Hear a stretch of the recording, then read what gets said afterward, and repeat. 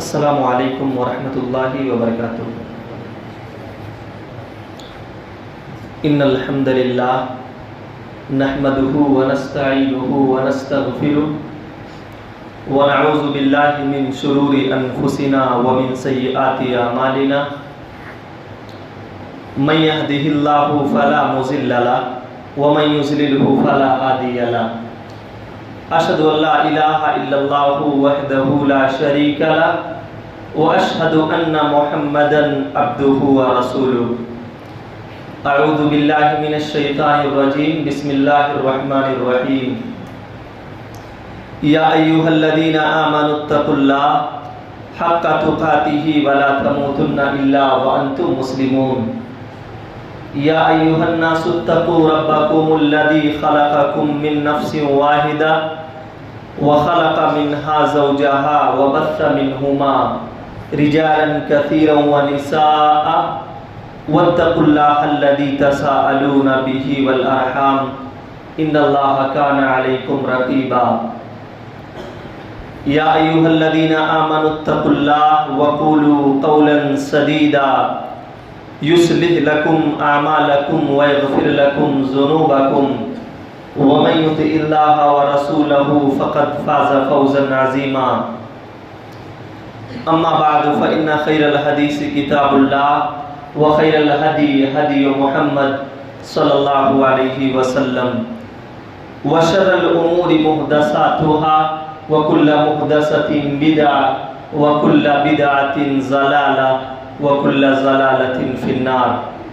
وقال تعالى في موضع آخر بسم اللہ الرحمن الرحیم کل نفس ذائقۃ الموت۔ وقال النبی صلی اللہ علیہ وسلم اکثروا ذکر حادم اللذات یعنی الموت۔ رب اشرح لی صدری ویسر لی امری واحلل عقدۃ من لسانی یفقہوا قولی۔ رب زدنی علما رب زدنی علما اللہم رب زدنی علما۔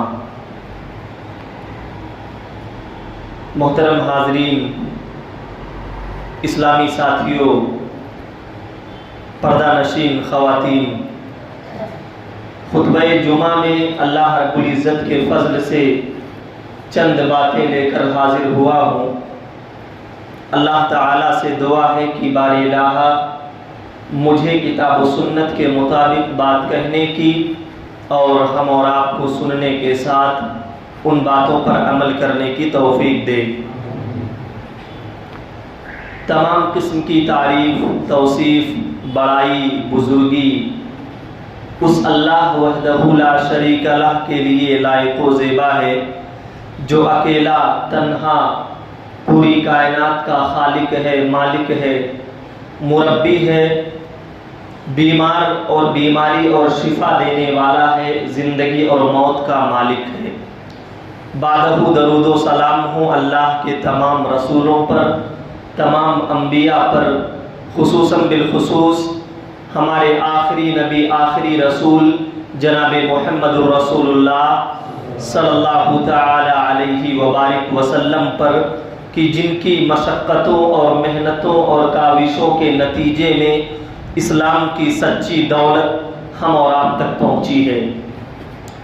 محترم حاضرین، آج کے اس خطبہ جمعہ میں جس موضوع پر چند منٹ آپ کے سامنے گفتگو کروں گا وہ ہے موت کی حقیقت۔ اللہ رب العالمین سے دعا ہے کہ اللہ تعالی ہم تمام لوگوں کو موت کے وقت اسلام اور ایمان کی حالت میں ہمارا خاتمہ فرمائے۔ محترم حاضرین، دنیا کا ہر انسان اس بات سے واقف ہے کہ دنیا میں جو پیدا ہوا ہے اسے مرنا ہے، اس موت سے کسی کو بقا نہیں ہے۔ عربی میں ایک شاعر کہتا ہے کہ الموت قدح کل نفس شاربہ، کہ ہر انسان کے موت کا جام اور ہر انسان کے موت کا پیالہ اللہ نے تیار کر کے رکھ دیا ہے، جیسے ہی انسان کی موت کا وقت قریب آتا ہے، موت کا وہ پیالہ فرشتہ انسان کے منہ میں الٹ دیتا ہے اور اس پیالے کو پینے کے ساتھ انسان کی روح باہر آ جاتی ہے۔ الموت قدر کل نفس شاربہ، ہر انسان کو اپنا اپنا پیالہ پی کر کے جانا ہے۔ والقبر باب کل نفس داخلہ، جیسے مرنا ہر ایک کو ہے ویسے ہی قبر ایک ایسا دروازہ ہے جس سے ہر ایک کو داخل ہونا ہے۔ نہ موت سے کسی کو بقا ہے اور نہ ہی قبر سے کوئی بچنے والا ہے۔ موت ہر ایک کو آئے گی اور قبر کی زندگی سے بھی ہر ایک کو گزرنا ہے۔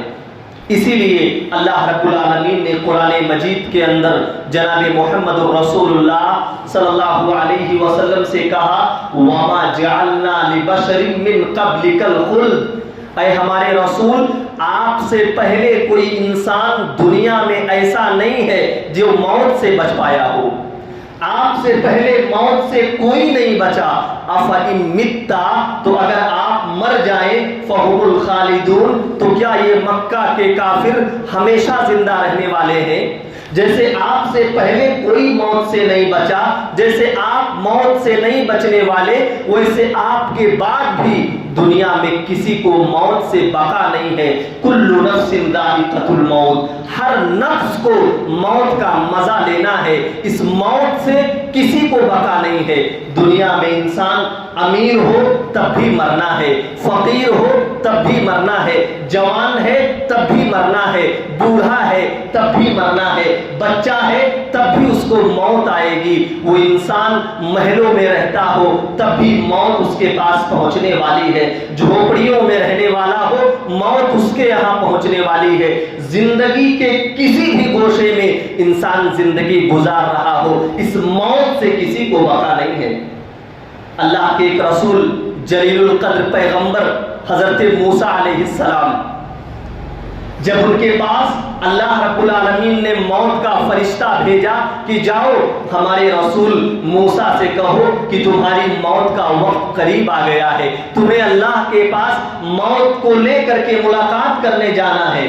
وہ فرشتہ، صحیح بخاری اور صحیح مسلم کی روایت ہے کہ وہ فرشتہ انسانی شکل میں حضرت موسیٰ علیہ السلام کے پاس آتا ہے اور آ کر کہتا ہے کہ موسیٰ، اللہ نے آپ کی روح نکالنے کے لیے، آپ کو موت دینے کے لیے مجھے بھیجا ہے۔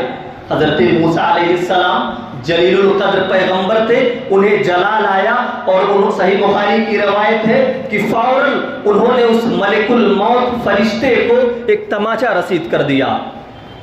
ملک الموت کو ایک تماچا انہوں نے لگایا اور وہ فرشتہ، حدیث کے الفاظ ہیں کہ اتنی زور سے مارا حضرت موسیٰ علیہ السلام نے کہ فرشتے کی ایک آنکھ نکل گئی، ایک آنکھ زمین پر نکل گئی۔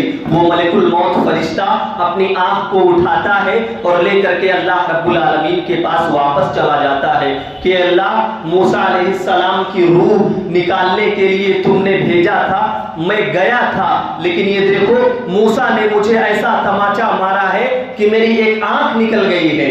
اللہ رب العالمین نے دوبارہ بھیجا کہہ کر کے کہ جاؤ موسیٰ سے کہہ دو اگر دنیا میں زندگی گزارنے کا اتنا شوق ہے تو ایک بیل پر اپنا ہاتھ رکھیں، ایک بیل پر اپنا ہاتھ رکھیں، اس بیل کے اوپر ان کے ہاتھ کے نیچے جتنے بال آئیں گے میں ہر بال کے بدلے میں 1 سال کی زندگی ان کی بڑھا دوں گا۔ جتنے بال ان کے اوپر آئیں گے میں ایک ایک بال کے بدلے ان کی زندگی بڑھاتا چلا جاؤں گا۔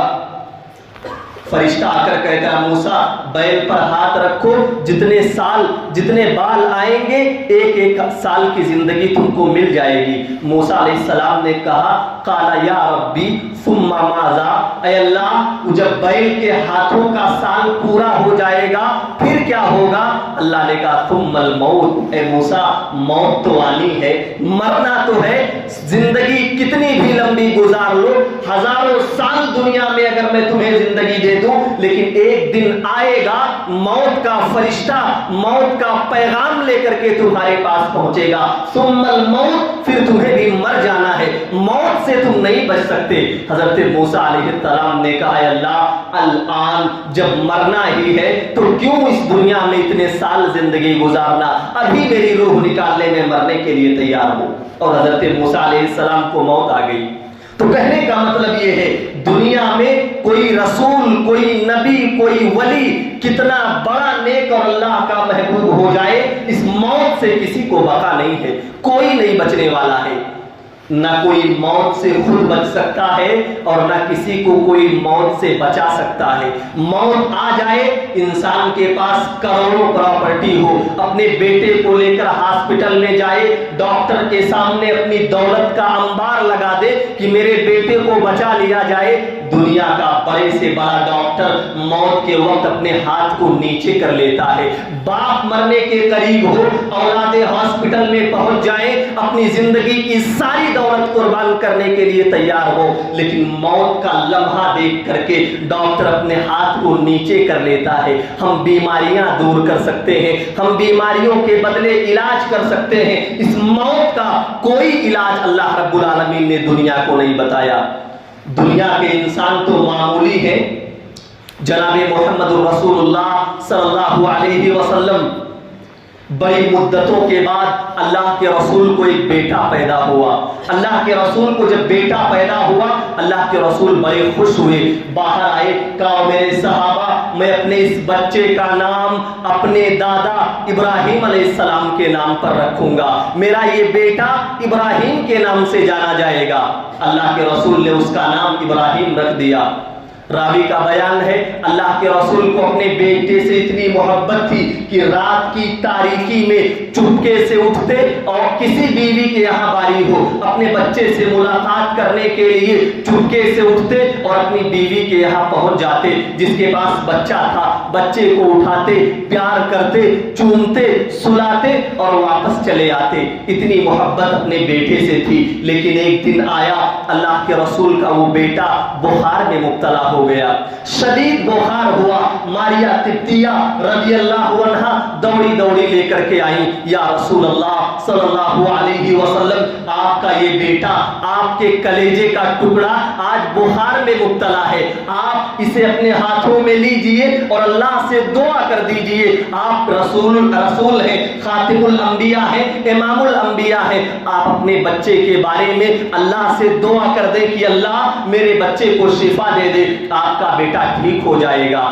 جناب محمد الرسول اللہ صلی اللہ علیہ وسلم اپنے بچے کو ہاتھ میں لیتے ہیں، حدیث کے الفاظ ہیں تقعقع عنہ نفسہ، چند لمحے میں اللہ کے رسول کا وہ بیٹا آپ کے ہاتھ میں اچھلتا ہے، موت کی کشمکش میں اوپر نیچے ہوتا ہے اور اچانک اس کی روح نکل جاتی ہے۔ اللہ کے رسول کے ہاتھوں میں وہ بیٹا دم توڑ دیتا ہے۔ فَأَيْنَ تَذْرِفَانِ، اللہ کے رسول کی آنکھوں سے آنسو بہ نکلتے ہیں۔ حدیث میں آتا ہے اللہ کے رسول اپنے بچے کو ہاتھ میں لے کر کہتے ہیں ان العین تدمع، اے میرے بیٹے تیری موت پر میری آنکھوں سے آنسو نکل رہے ہیں۔ ان العین تدمع، میں اپنے آنسوؤں کو قابو میں نہیں لا پا رہا۔ والقلب یحزن، میرا دل تیری جدائی سے پھٹا جا رہا ہے۔ وَإِنَّا لِفِرَاقِكَ يَا إِبْرَاهِيمُ لَمَحْزُونُونَ، اے میرے بیٹے ابراہیم تیری موت کا غم مجھ سے الگ نہیں ہو رہا، میں تیری موت پر غم زدہ تو بہت ہوں، لیکن وَلَا نَقُولُ إِلَّا مَا يَرْضُ رَبُّنَا، لیکن اے میرے بیٹے میں اس تیری موت پر اللہ کے فیصلے پر راضی ہوں، میں تیری موت سے تجھے بچا نہیں سکتا۔ میں محمد رسول اللہ صلی اللہ علیہ وسلم موت کے اس عالم میں کسی انسان کو بچانے کا اختیار نہیں رکھتا۔ جب جناب محمد رسول اللہ صلی اللہ علیہ وسلم جو امام الانبیاء ہے، آپ جب موت سے کسی کو نہیں بچا پائے، دنیا کا کوئی انسان کسی کو موت سے کیسے بچا سکتا ہے؟ یہ ہو نہیں سکتا۔ دنیا میں جو آیا ہے اسے مرنا ہے، ہر ایک کو موت کا ذائقہ لے کر کے جانا ہے، تو مرنا ہر ایک کو ہے اور موت کب آئے گی یہ کسی کو معلوم نہیں. انسان کس عمر میں اللہ نے اس کی موت کا وارنٹ جاری کر دیا ہے یہ کوئی نہیں جانتا. قرآن مجید کے اندر اللہ نے بیان فرمایا وَمَا تَدْرِي نَفْسٌ بِأَيِّ أَرْضٍ تَمُوتُ. کسی کو معلوم ہی نہیں ہے کہ کون سی زمین میں کون سی عمر میں اللہ رب العالمین نے اس کی موت کا وقت لکھ دیا ہے. موت رحم نہیں دیکھتی, موت آپ کی محبتیں نہیں دیکھتی, موت یہ نہیں دیکھتی کہ بچہ چھوٹا ہے. موت کا جو وقت مقرر ہے فرشتہ اسی وقت روح نکال لیتا ہے. بڑا بے رحم فرشتہ ہے. آپ غور کریں, ایک بچہ اپنی ماں کے پیٹ میں پل رہا ہوتا ہے, ماں باپ اس بچے کی فیوچر پلاننگ کرتے ہیں, بچہ بڑا ہوگا ہم یہ کریں گے, لیکن اللہ جب موت لکھ دیتا ہے تو اسی رحم مادر میں ماں کے پیٹ میں فرشتہ جا کر کے بچے کی روح نکال لیتا ہے. ایک بچہ پیدا ہوتا ہے, ننھے ننھے ہاتھوں سے چلتا ہے, ماں باپ پیار کرتے ہیں, ماں دودھ پلاتی ہے, سینے سے لگاتی ہے, بڑی محبت ہے, لیکن جب موت لکھی ہوتی ہے تو ماں کے سینے پر آ کر کے موت کا فرشتہ اس بچے کی روح نکال لیتا ہے. موت یہ نہیں دیکھتی کہ بچہ ابھی بچپنے کے عالم میں ہے, موت کا وقت ہے, روح نکال لیا جاتا ہے. انسان جوان ہے, ہٹا کٹا ہے, تندرست ہے, طاقت سے بھرپور ہے, توانائی اس کے اندر موجود ہے, زمین پر چلتا ہے, کوئی کمزوری نہیں, کوئی پریشانی نہیں. لیکن اللہ جب مقدر میں موت لکھ دیتا ہے نا تو موت یہ نہیں دیکھتی کہ انسان جوانی کے عالم میں ہے, موت یہ نہیں دیکھتی کہ انسان کی شادی ہوئی کہ نہیں ہوئی, موت یہ نہیں دیکھتی کہ اس کی بیوی کس عمر میں ہے. نہیں, موت جس عمر میں لکھ دی جاتی ہے موت کا فرشتہ انسان کے پاس پہنچتا ہے اور آ کر کے روح نکال لیتا ہے. ایک لمحے کے لیے مؤخر نہیں کیا جاتا. اللہ نے قرآن مجید کے اندر ارشاد فرمایا وَلَن يُؤَخِّرَ اللَّهُ إِذَا جَاءَ أَجْلُهَا. موت کا جب وقت آ جاتا ہے تو ایک لمحے کے لیے فرشتہ دیری نہیں کرتا. ایک لمحہ فرشتہ یہ نہیں دیکھتا کہ کوئی رشتہ دار آ کر ملاقات کر لے, کوئی فلاں آ کر اس سے مل لے. نہیں, موت لکھ دی جائے انسان کی روح فرشتہ نکال لیتا ہے تو موت آ کر کے رہے گی. قرآن مجید میں تو اللہ رب العالمین نے یہاں تک بیان فرما دیا کہ انسان پوری دنیا کی طاقت لگا لے, پوری دنیا کی پراپرٹی بیچ دے اور یہ سوچے کہ میں موت سے بچا لیا جاؤں, انسان موت سے بچ نہیں سکتا. اللہ نے کہا قُلْ إِنَّ الْمَوْتَ الَّذِي تَفِرُّونَ, اے نبی کہہ دو کہ اے لوگو تم جس موت سے بھاگتے ہو, جس موت سے بچنے کی کوشش کرتے ہو, فَإِنَّهُ مُلَاقِيكُمْ, وہ ضرور تم سے ملاقات کرے گی. تم کتنا بچو, کتنا بھاگنے کی کوشش کرو, لیکن موت تم سے مل کر کے رہے گی. تم اس سے ملے بغیر نہیں رہ سکتے. کہیں چلا جائے انسان, اللہ نے کہا اَيْنَمَا تَكُونُوا يُدْرِكْكُمُ الْمَوْتُ وَلَوْ كُنْتُمْ فِي بُرُوجٍ مُشَيَّدَةٍ. اے لوگو تم اپنے آپ کو مضبوط قلعوں میں بند کر لو, مضبوط دیواروں کے اندر قید ہو جاؤ, لوہے کی زریں پہن لو, شیشے میں اپنے آپ کو بند کر لو, کہیں چلے جاؤ. یدرککم الموت, موت وہاں پہنچ کر کے رہے گی. تم جہاں جاؤ گے تمہارے پیچھے پیچھے موت چلتی رہتی ہے. ایک بہت بڑے تابعی لکھتے ہیں کہ انسان جب پیدا ہوتا ہے دنیا کے اندر آتا ہے تو چاروں خانے بنا دیتا ہے اللہ. ایک انسان کے چاروں طرف موت ہوتی ہے, بیچ میں انسان چل رہا ہوتا ہے. ہر لمحے انسان گھر میں ہے, چاروں طرف سے موت کے گھیرے میں ہے. انسان روڈ پر ہے, چاروں طرف سے موت کے گھیرے میں ہے. مسجد میں ہے, چاروں طرف سے موت کے گھیرے میں ہے. بازاروں میں ہے, چاروں طرف سے اس کو موت نے گھیر کر کے رکھا ہے. ایسا نہیں ہے کہ موت سے ایک لمحے کے لیے کوئی الگ ہو جائے. ہمیشہ انسان چلتا ہے تو اس کی موت اس کے ساتھ ساتھ چل رہی ہوتی ہے. جیسے اللہ کا حکم آتا ہے, موت کے وہ فرشتے جو چاروں طرف سے گھیر کر کے رکھتے ہیں انسان کی روح کو نکال لیتے ہیں. یہ موت ہے. اس موت سے کسی کو بقا نہیں ہے, اس موت سے کوئی بچنے والا نہیں ہے. یہ تو ہوئی موت کی دلیل. کہ انسان کو مرنا ہے، مرنے سے بقا کسی کو نہیں ہے، لیکن آپ جانتے ہیں یہ موت جب آتی ہے تو اس کی حالت کیا ہوتی ہے؟ موت اتنی آسان چیز نہیں ہے میرے بھائی۔ قرآن میں اللہ نے کہا وجاءت سکرۃ الموت بالحق، وجاءت سکرۃ الموت بالحق، موت کی سختی، موت کی پریشانی، موت کی کشمکش حق کے ساتھ انسان کے پاس چلی آتی ہے۔ موت جب آتی ہے تو آسانی کے ساتھ نہیں آتی، اتنی سختیاں لے کر کے آتی ہے کہ کئی بیان کرنے والے علماء بیان کرتے ہیں کہ اگر موت کی سختی کو سمجھنا ہے تو کاٹن کا ایک دوپٹہ انسان لے، کاٹن کا دوپٹہ لے کر کانٹے دار جھاڑیوں پر اس دوپٹے کو پھینک دے، جب ان کانٹوں میں دوپٹہ پھنس جائے تو اس دوپٹے کو بڑی بے دردی کے ساتھ کھینچنے کی کوشش کرے۔ دوپٹہ جب کھینچا جاتا ہے تو دوپٹے کے جو دھاگے ہوتے ہیں کس طریقے سے چور چور ہو کر کے الگ ہو جاتے ہیں۔ جب انسان کی بدن سے وہ فرشتہ روح نکالتا ہے نا، ایسے ہی ڈوب کر کے انسان کے بدن میں داخل ہو کر کے جب روح کو کھینچتا ہے تو انسان کے بدن کا ہر حصہ پھٹنے لگتا ہے، انسان کی رگیں پھٹنے لگتی ہیں، انسان کی نسیں باہر سے درد کرنے لگتی ہے اور انسان موت کے حوالے کر دیا جاتا ہے۔ موت کی سختی اتنی خطرناک ہے کہ جناب محمد رسول اللہ صلی اللہ علیہ وسلم جو رسولوں کے سردار ہیں، جب آپ کی موت کا وقت آیا تو اللہ کے رسول کی بیوی حضرت عائشہ کہتی ہے کہ اللہ کے رسول بستر پر لیٹے ہیں، موت کا وقت آیا تو ایک جملہ اپنی زبان سے کہہ رہے ہیں، لا الہ الا اللہ، لا الہ الا اللہ، ان الموت لسکرات، اللہ تیرے علاوہ کوئی عبادت کے لائق نہیں ہے۔ موت کی سختی بڑی پریشان کرنے والی ہے، موت کی یہ سختی بڑی تنگ کرنے والی ہے۔ اللہم اعنی علی سکرات الموت، اللہ کے رسول کہتے ہیں اللہ تو مجھے موت کی سختی سے بچا لے، اے اللہ تو موت کی سختی میں میری مدد فرما۔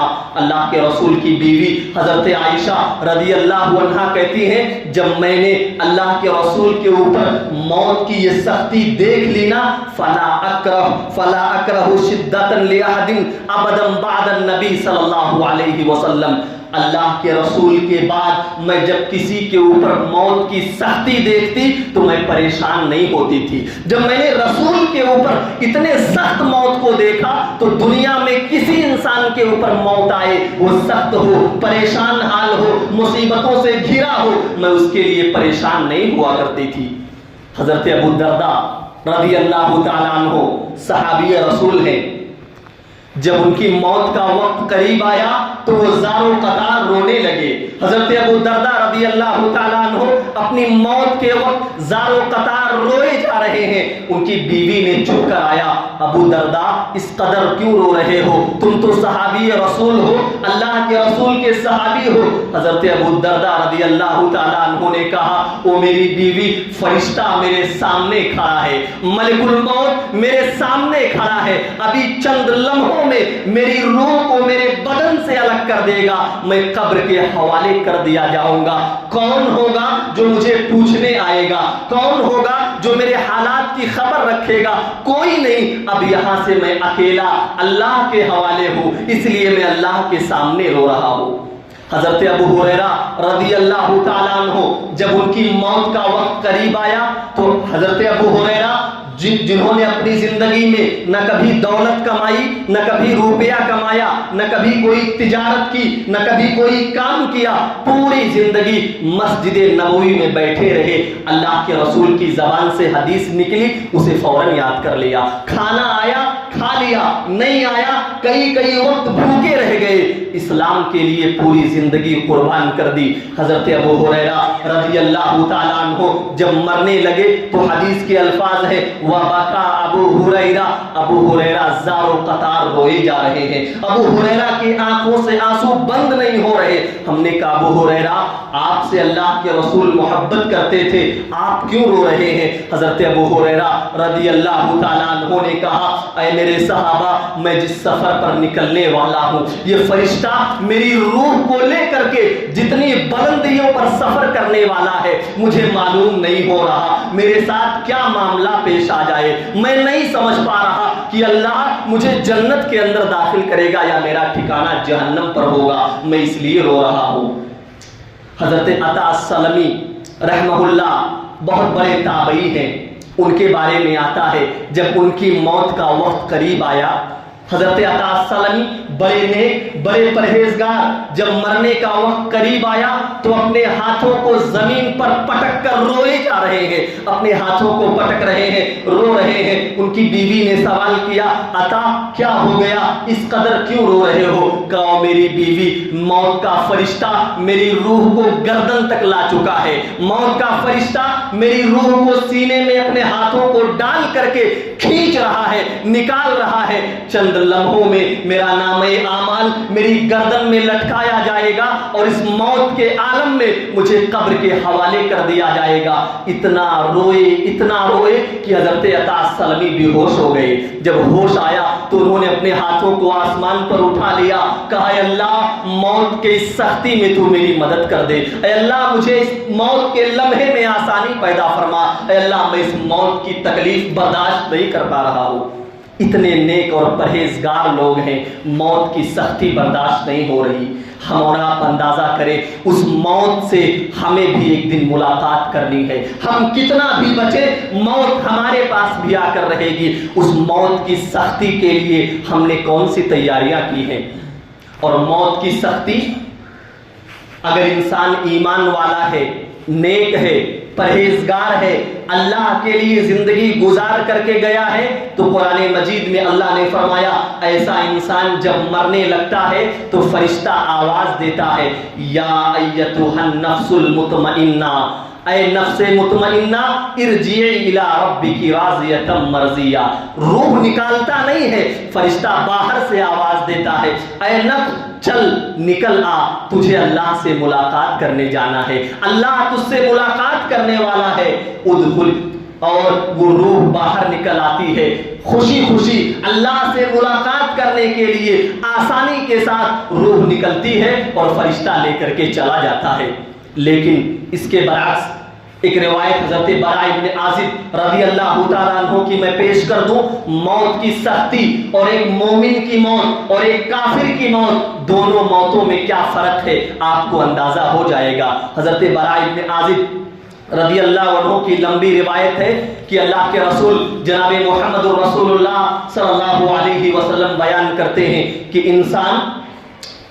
انسان کی موت کا وقت جب قریب آتا ہے، اگر انسان نیک ہے، اللہ والا ہے، دنیا میں اللہ اور رسول کے مطابق زندگی گزارنے والا تھا، جب موت کا وقت قریب آتا ہے فرشتہ جنت کی کفن کو جنت کی خوشبوؤں میں لپیٹ کر لاتا ہے، جنت کی خوشبو ہے، جنت کا کفن ہے، لپیٹ کر لایا جاتا ہے۔ موت کے وقت انسان کے پاس پہنچتا ہے اور کہتا ہے اے بندے مومن کی روح تو باہر نکلا، اللہ تجھ سے ملاقات کرنے والا ہے۔ وہ نفس ایسے باہر نکلتی ہے، روح ایسے باہر آتی ہے کہ حدیث کے الفاظ ہیں جیسے پانی کا ایک قطرہ ایک انسان اپنے ہاتھ سے اٹھا لے، تکلیف کے بغیر پانی کے قطرے کو اٹھائے، ایسے ہی انسان کی روح باہر نکل آتی ہے اور فرشتہ اس روح کو جنت کے کفن میں لپیٹتا ہے اور اسے آسمان کی طرف لے کر کے جاتا ہے۔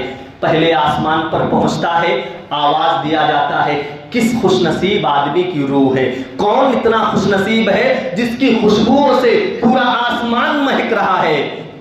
فرشتے نام بتاتے ہیں، دنیا میں جو اس کا نام رہتا ہے اللہ کے فرشتوں کے سامنے نام لیا جاتا ہے، یہ فلاں ابن فلاں کی روح ہے۔ آسمان کے سارے فرشتے اس مومن انسان کے لیے دعا کرتے ہیں اللہ تو اس روح پر رحم فرما، اے اللہ تو اس روح کا مقام جنت کے اندر بلند فرما۔ آسمان کی سیر کرا دی جاتی ہے اور وہاں سے اللہ کی آواز آتی ہے کہ میرے بندے کو علیین میں رکھ دیا جائے، میرے بندے کی روح علیین میں جو جنت کا ایک مقام ہے اس میں رکھ دیا جائے، اسی میں رکھ دیا جاتا ہے۔ اللہ رب العالمین سے دعا کرے کہ اللہ ہمارا بھی حشر انہی لوگوں میں سے فرمائے۔ لیکن دوسرا حدیث کے الفاظ ہیں، اگر انسان کافر ہے یا گنہگار ہے، مسلمان تو ہے لیکن اللہ کی فرما برداری نہیں کرتا، نماز میں سستی ہے، نیک کاموں میں سستی ہے، اذان کی آواز آتی ہے، مسجد کے اوپر اسے کوئی فکر نہیں، اپنے کاروبار میں مصروف ہے، موت کا فرشتہ اچانک اس کے سامنے ظاہر ہوتا ہے، جہنم کی ایک ٹاٹ لے کر کے آتا ہے، جہنم کی ایک ٹاٹ لے کر کے فرشتے اس کے پاس پہنچتے ہیں، حدیث کے الفاظ ہیں، پہلے اس کے چہروں پر تماچے مارے جاتے ہیں، اس کی گالوں پر تماچے مارے جاتے ہیں، اور فرشتہ اس کے بدن میں تیرتا ہے، جیسے پانی کے اندر کوئی تیرے ویسے فرشتہ اس کے بدن میں اس کی رگوں کو پھاڑتے ہوئے، نسوں کو چیرتے ہوئے کلیجے میں گھستا ہے، روح پورے بدن میں بھاگتی ہے، لیکن فرشتہ کہتا ہے اے ناپاک بدبودار روح، یہ حدیث کے الفاظ ہیں اور صحیح روایت برا ابن عازب کی ہے،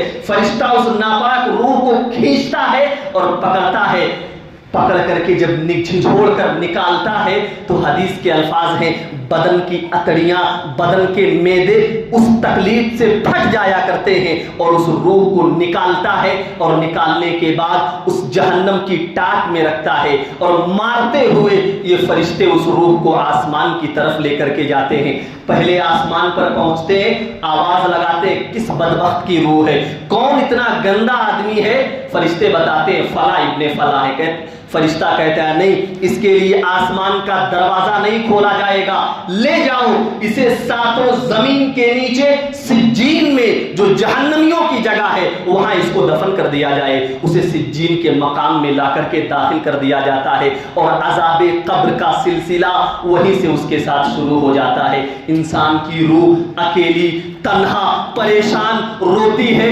بلکتی ہے، چیختی ہے، قیامت تک اس کے ساتھ یہ مرحلہ پیش آتا رہتا ہے۔ اللہ رب العالمین ہمیں ان بد نصیبوں سے محفوظ فرمائے۔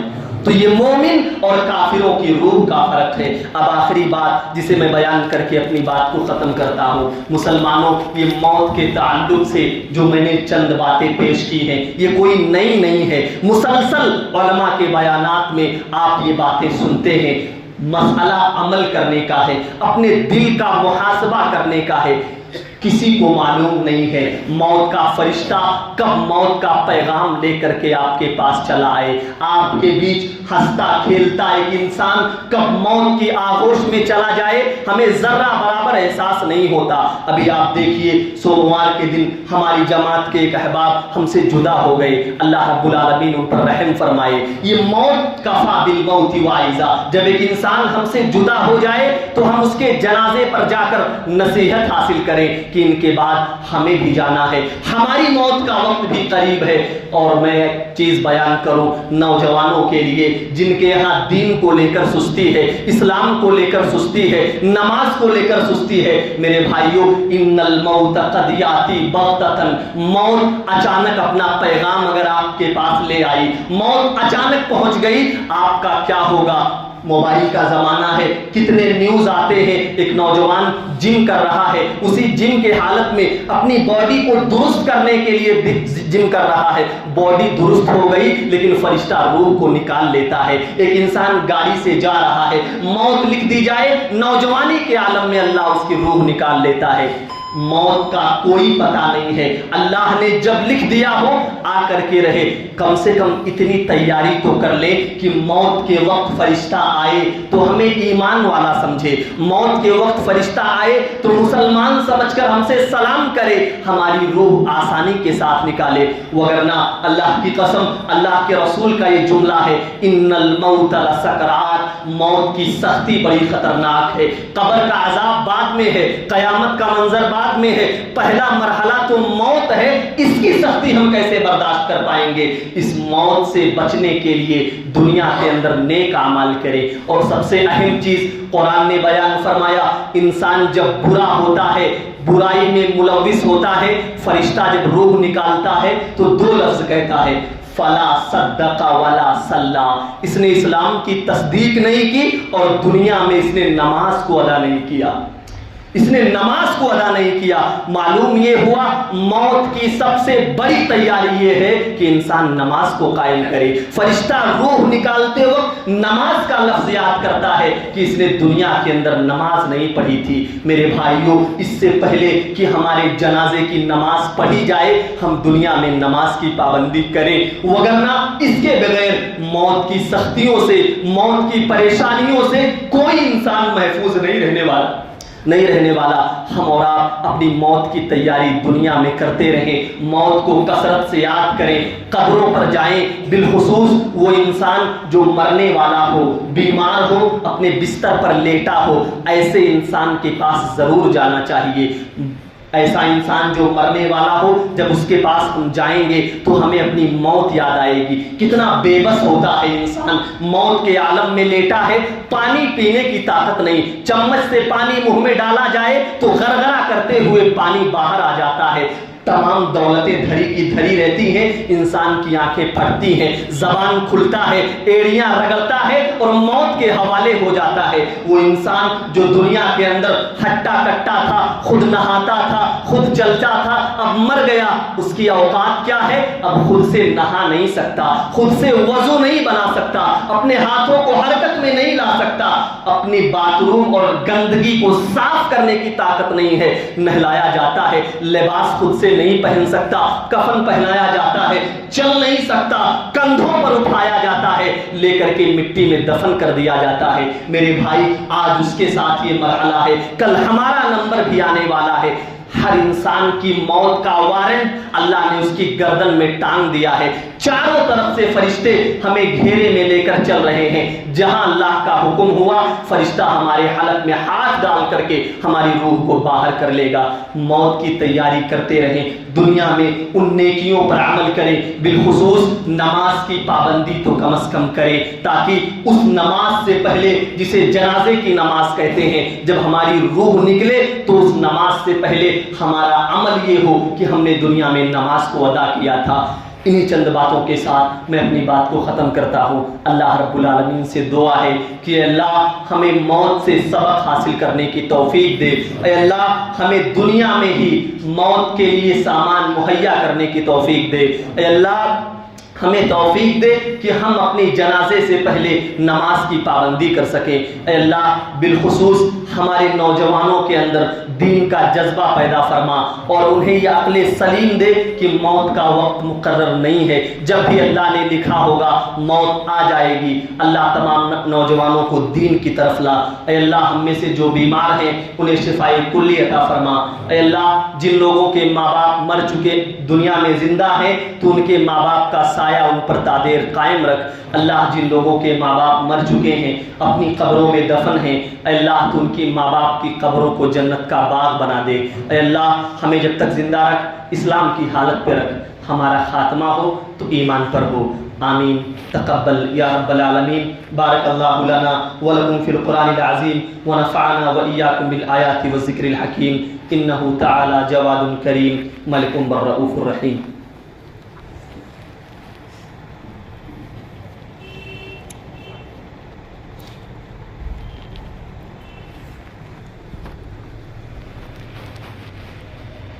ان الحمد للہ نحمده ونستعینه ونستغفره ونعوذ باللہ من شرور انفسنا ومن سیئات اعمالنا، من يهده الله فلا مضل له ومن يضلل فلا هادي له، اشهد ان لا الہ الا اللہ وحدہ لا شریک له واشهد ان محمدا عبدہ ورسولہ، ان اللہ وملائکتہ یصلون علی النبی یا ایھا الذین آمنوا صلوا علیہ وسلموا تسلیما، اللہم صلی علی محمد وعلى آل محمد كما صليت على إبراهيم وعلى آل إبراهيم إنك حميد مجيد، اللهم بارك على محمد وعلى آل محمد كما باركت على إبراهيم وعلى آل إبراهيم إنك حميد مجيد۔ عباد اللہ رحمكم اللہ، ان اللہ یأمر بالعدل والإحسان وإیتاء ذی القربى وینہی عن الفحشاء والمنکر والبغی یعظکم لعلکم تذکرون، ولذکر اللہ اکبر واللہ یعلم ما تصنعون۔ اللہ اکبر اللہ اکبر، اشہد ان لا الہ الا اللہ، اشہد ان محمد رسول اللہ۔